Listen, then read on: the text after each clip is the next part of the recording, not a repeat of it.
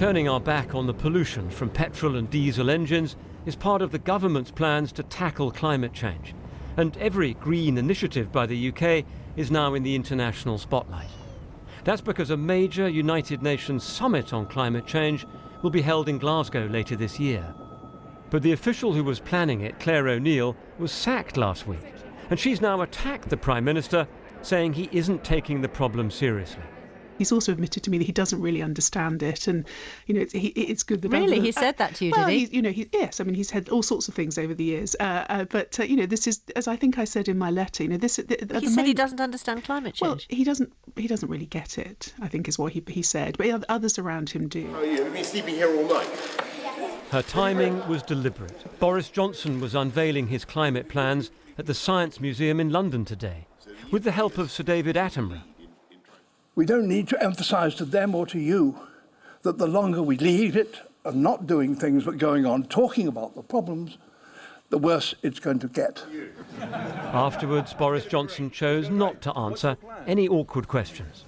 Prime Minister, why did you sack Claire O'Neill? When are you going to name her successor? Thank you. When are you going to name her successor? So I've just stepped out of the event here at the Science Museum where Downing Street officials said no one could ask questions. I tried anyway but got nowhere. So we still don't know the detail of the government's plans on climate change or who's going to run the huge summit due to take place in Glasgow in November. Today, the UK Prime Minister outlined what he called a year of action leading to the Glasgow conference to show the world we're serious. We have to deal with our CO2 emissions, and that is why the UK is calling for us to get to net zero as soon as possible, to get for every country to announce credible targets to get there. That's what we want from Glasgow. Hello. The event was launched at the Science Centre in not Glasgow but London, joined by Sir David Attenborough, who's campaigned for the issue to be taken seriously for many decades. It's a huge encouragement to those of us who have been worrying about this problem for a very long time to know that now the government of this country is going to do something in Glasgow at the end of this year. I look forward to it.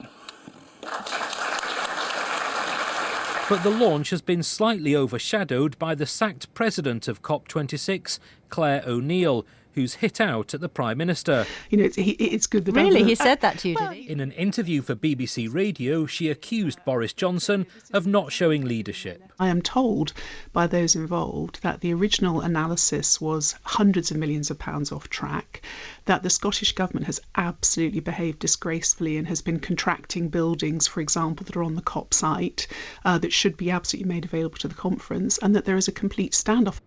That standoff is said to be about the Scottish Government booking the Glasgow Science Centre as a base for fringe events during the conference. It was even suggested the whole thing might have to be moved out of Scotland as a result. Yes, we have taken the Glasgow Science Centre for the 2 weeks of the COP, but at no point when we were discussing with the Glasgow Science Centre that potential contract was there any expressed interest by the UK Government at the time.